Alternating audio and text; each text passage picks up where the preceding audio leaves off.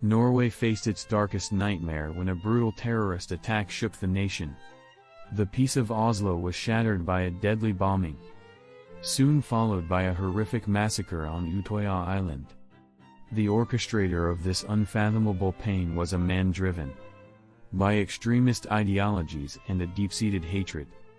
His meticulously planned assault left 77 people dead and hundreds traumatized, marking one of the most tragic and devastating days in Norwegian history. This horrific event forever altered the nation, leaving an indelible scar on its collective memory. Aloha, bonjour, hello, hello, olahu, jambo, marhaba, namaste, ni hao, everyone, welcome to Crime Watch Vault. Today's story takes us to Norway, a Scandinavian country in northern Europe. Is known for its stunning fjords, picturesque landscapes and strong social welfare system. It boasts a rich cultural heritage rooted in Viking history and a commitment to environmental sustainability. With a high standard of living, Norway ranks among the happiest and most prosperous nations globally.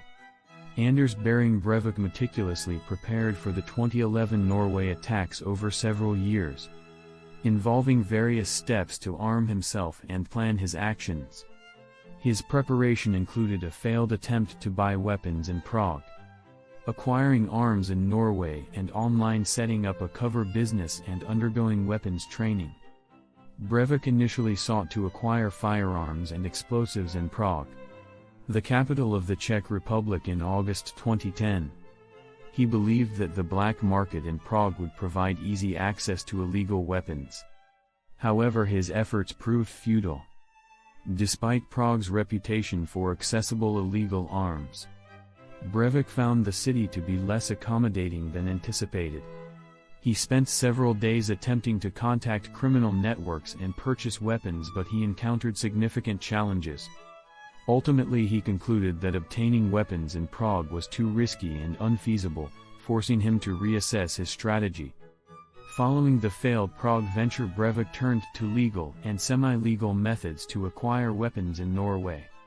He purchased firearms legally, taking advantage of Norway's relatively lenient gun laws for hunting and sport shooting. He acquired a Ruger Mini 14 semi-automatic rifle and a Glock 34 pistol, both of which he used in the attacks. To circumvent restrictions and avoid suspicion, Breivik joined a shooting club to gain the necessary permits and training for these weapons. In addition to legally obtained firearms, Breivik also explored illegal means through the internet. He frequented online forums and marketplaces on the dark web to gather components for his explosives. Using anonymizing tools and encryption, he managed to acquire essential chemicals and materials needed to construct a bomb. His purchases included large quantities of synthetic fertilizer, which he used to create a massive vehicle-borne improvised explosive device. To further his preparations and maintain a low profile, Breivik established a cover business called Breivik Geofarm. This fictitious farming enterprise provided a legitimate reason for him to purchase large amounts of fertilizer and other chemicals without arousing suspicion. In May 2009, he rented a rural property in the village of Alsta in Hedmark County, Norway, under the guise of starting an organic farming business. The farm served as the perfect front for his activities. Over several months, he stockpiled the materials needed for his bomb, carefully avoiding detection. The isolation of the farm allowed him to experiment with explosive mixtures and assemble the bead without interference. Breivik meticulously documented his progress and detailed the bomb-making process in his manifesto, providing a chilling insight into his methodical approach. Understanding the importance of proficiency in handling weapons, Breivik undertook extensive training. He joined a local shooting club in Oslo where he practiced with his legally obtained firearms.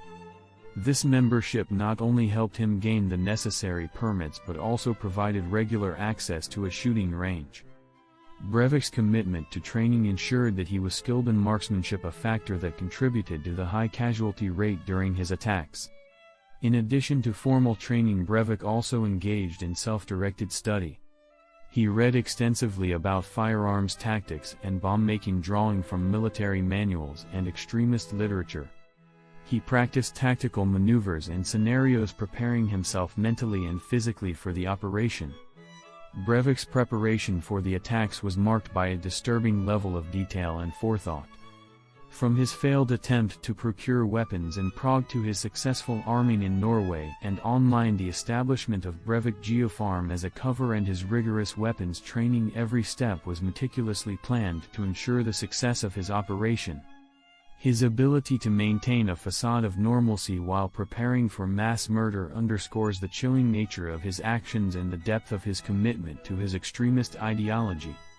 On July 22, 2011, Norway faced its darkest nightmare when a brutal terrorist attack shook the nation.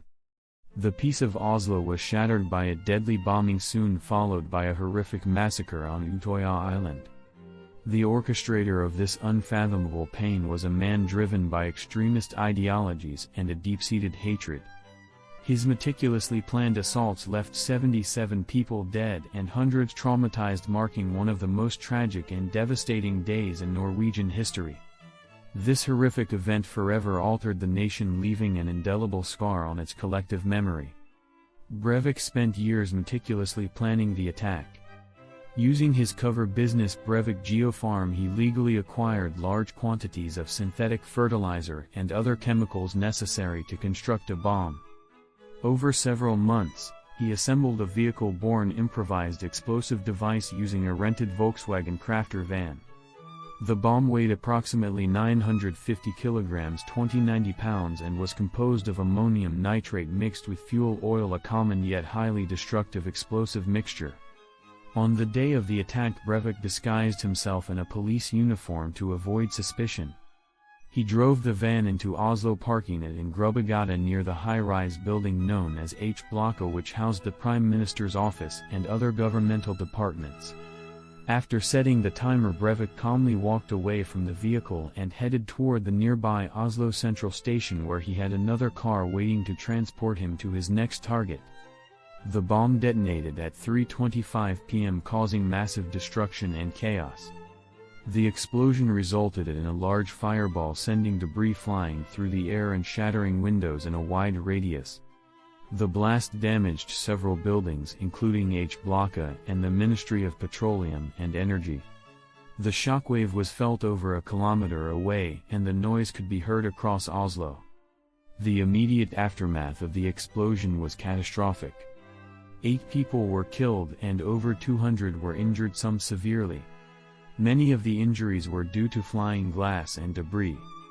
The bomb left a crater in the street and severely damaged the surrounding infrastructure, making rescue and recovery efforts challenging. Emergency services responded swiftly, with police, fire and medical teams rushing to the scene.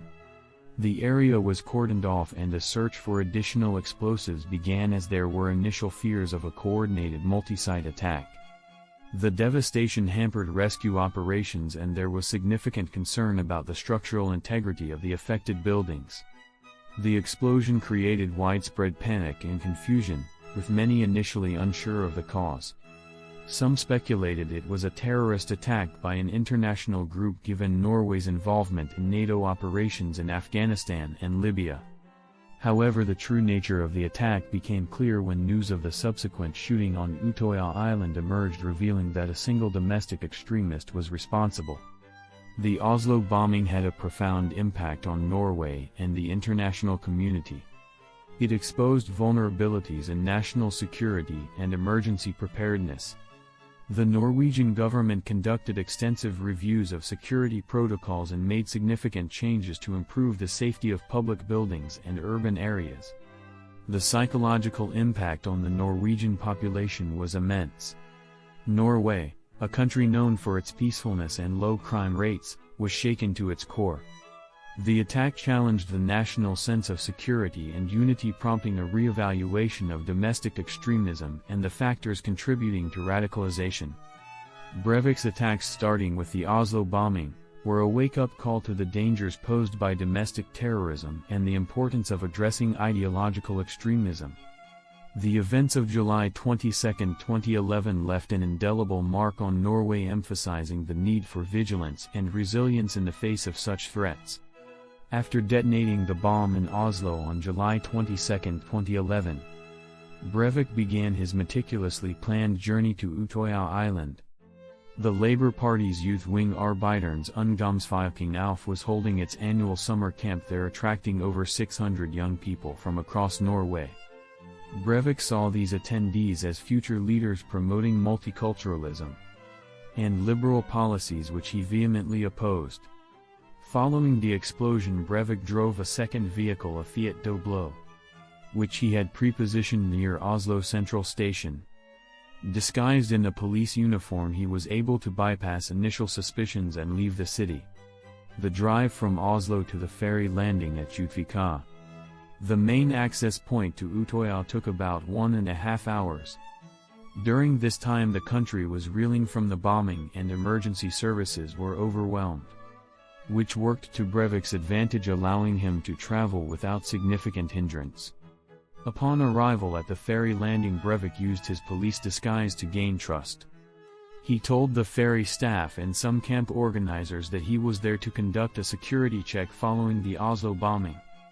Given the ongoing emergency, this explanation was plausible, and Breivik was allowed to board the ferry to Utøya, carrying a large quantity of ammunition and firearms in his police vehicle. The massacre on Utøya Island began around 5:17 p.m. shortly after Breivik arrived. Armed with a Ruger Mini 14 semi-automatic rifle and a Glock 34 pistol, he began shooting indiscriminately. Dressed in his fake police uniform, he initially deceived many campers and staff who believed he was there to ensure their safety. This allowed him to approach large groups of people before opening fire, maximizing casualties. Breivik's attack was systematic and ruthless. He moved across the island, targeting anyone he encountered, including young teenagers and camp counselors. Many campers tried to hide or flee into the surrounding woods and shoreline. Some attempted to swim away from the island, but Breivik shot at those in the water as well. His methodical approach included searching buildings, tents, and hiding places to find and kill his victims.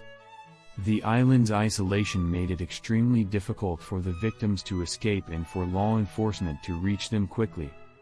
Despite frantic calls to emergency services and social media alerts from those on the island, it took about an hour and a half for the police to arrive. The heavily armed police unit Delta had to secure transportation to the island, which added to the delay. When the police finally arrived, they quickly apprehended Breivik without resistance. By this time, he had killed 69 people on Utøya, most of whom were teenagers. The massacre ended around 6:34 p.m., leaving a scene of unimaginable horror and grief. The immediate aftermath on Utøya was chaotic, with survivors in shock, many severely injured, and bodies scattered across the island. Rescue operations began, with medical personnel and helicopters airlifting the wounded to hospitals. Survivors were taken to safety while law enforcement secured the area to ensure no further threats existed. The massacre's psychological impact on survivors and the nation was profound.